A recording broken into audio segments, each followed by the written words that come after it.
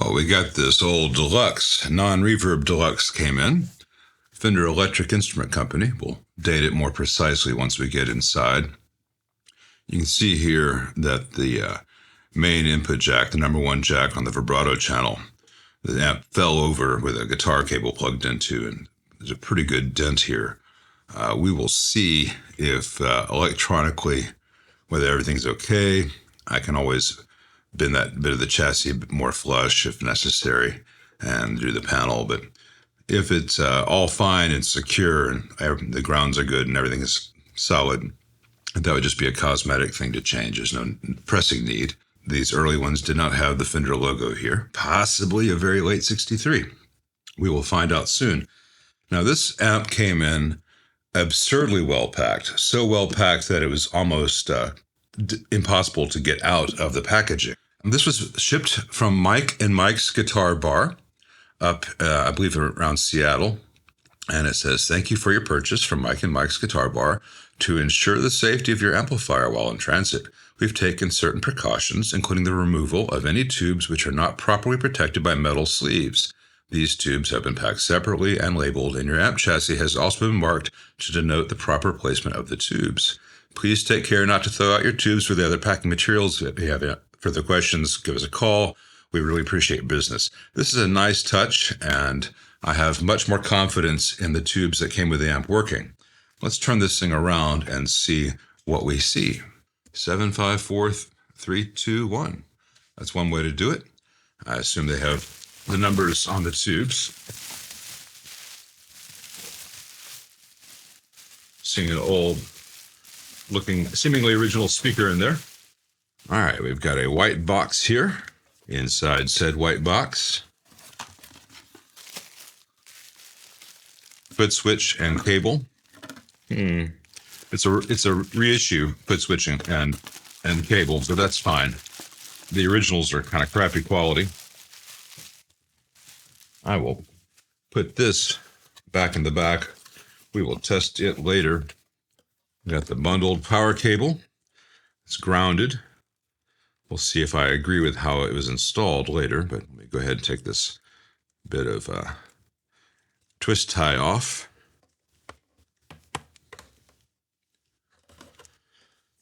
And leave that outside the chassis. It's not a very long cable. It's 4 or 5 feet long, so I think we'll probably want to replace this with a longer one, but no problem with it inherently. It's got the oldest style of plug. It doesn't have the black with the F on it, the black plastic back, and just says Fender Electric Instrument Company, Fullerton, California. So this is not the CBS era, which I expected. Here are all the tubes here. I will take these out and look at these and pop them in the amp in a little bit. For right now, let's get this rear panel off and begin to pull the chassis out. All right, that one's free spinning, so it's not really grabbing the wood very well. I will use my thumbnail to help it out.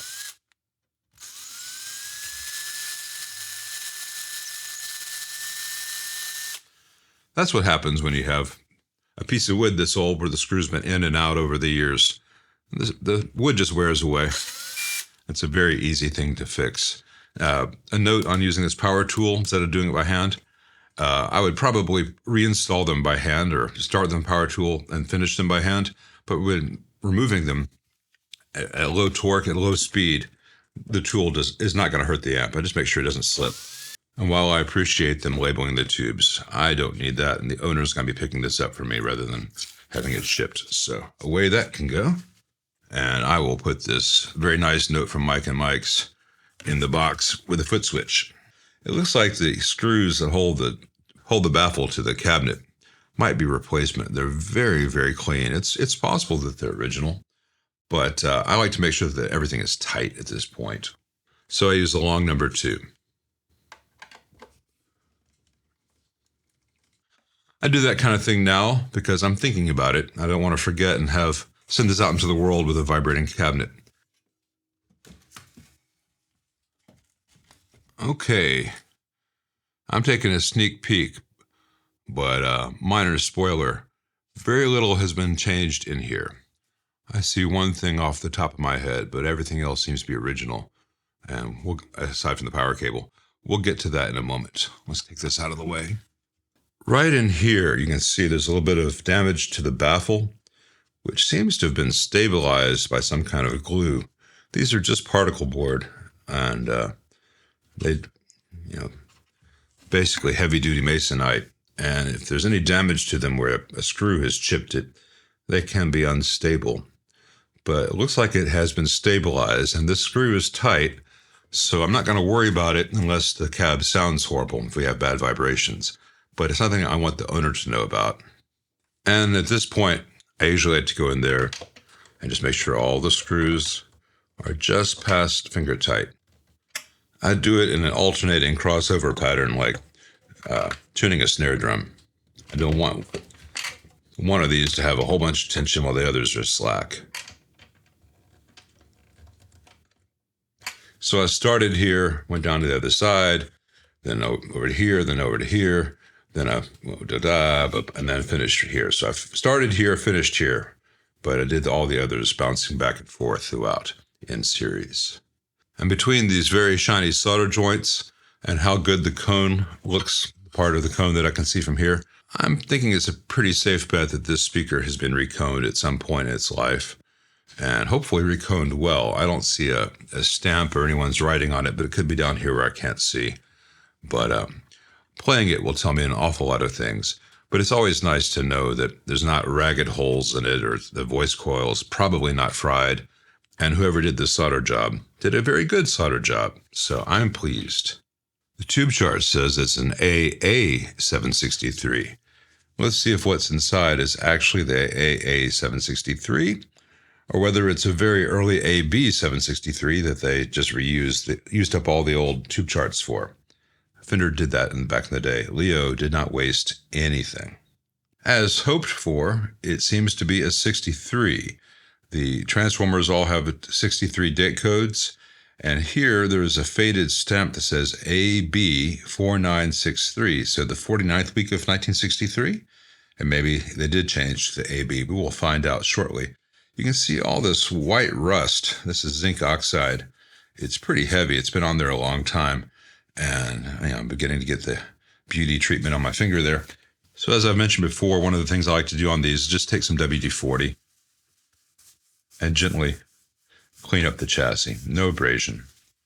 Just make it look as pretty as the amp deserves to. Now, this is not the final, and I'm not going to do all this on camera here, because it's just a lot of little cleanup stuff, getting in the little nooks and crannies, but it makes a difference to how the amp looks, and it means you can touch things without coming off with white powder everywhere.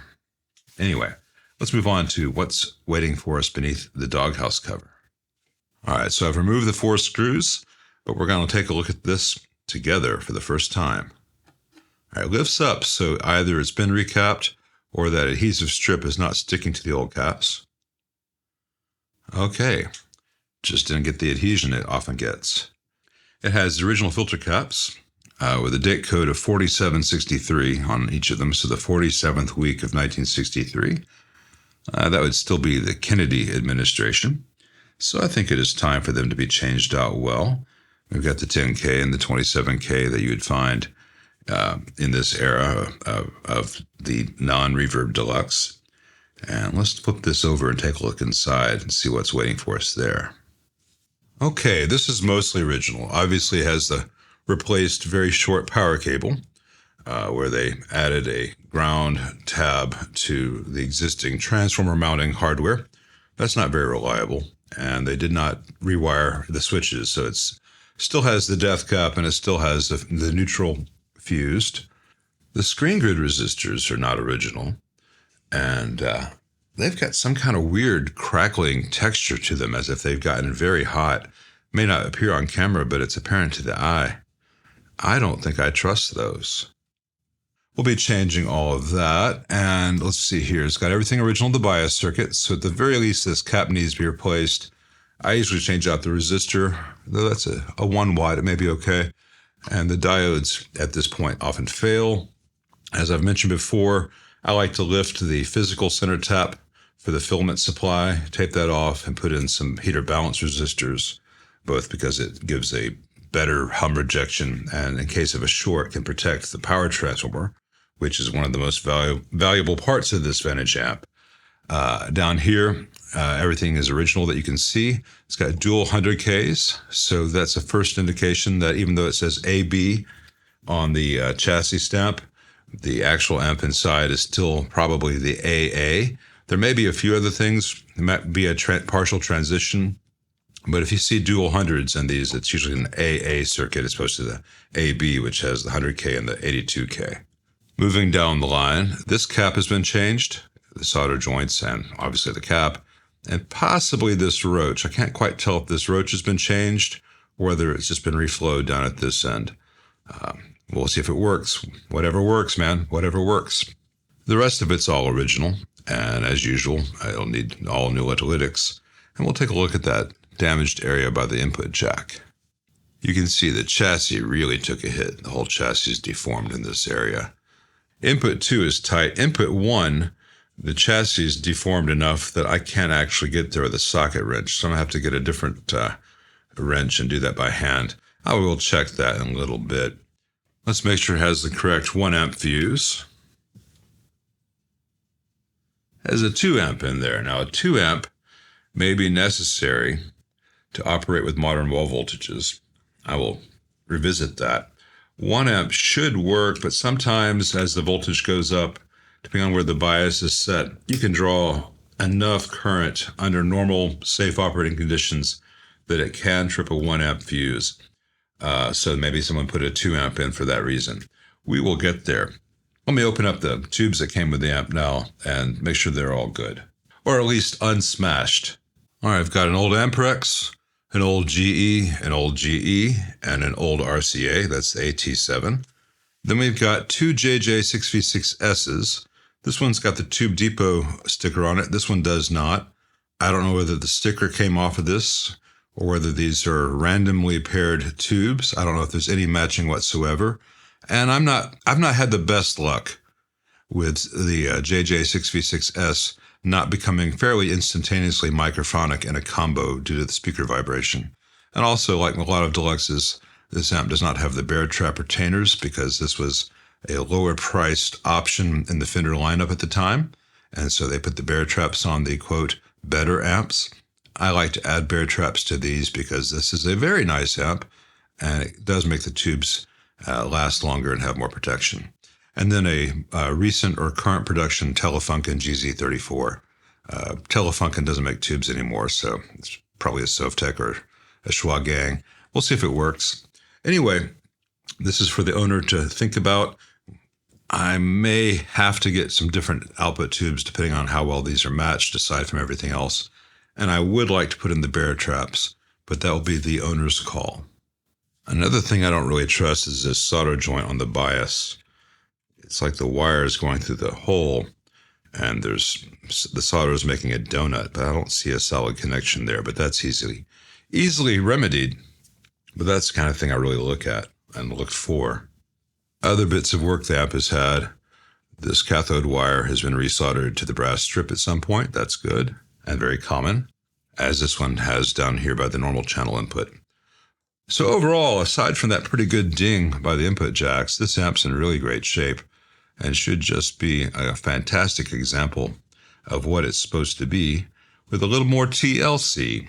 And I'll stop rhyming now. So I'm going to post this video of the amp at this point so the owner can see everything I've found, and I can answer any questions he might have, and we can greenlight the work that I think needs to be done. And we'll come back to this amp once the parts arrive to make it really, really sing. And I look forward to this. And I don't know whether he wants me to do anything about the cosmetic damage at the input jack or not. My first concern is just that it's still working well, and that the jack is secure and all the grounds and connections are good. I think I've said that a few dozen times already. But, cosmetics are nice, but function's where it's at.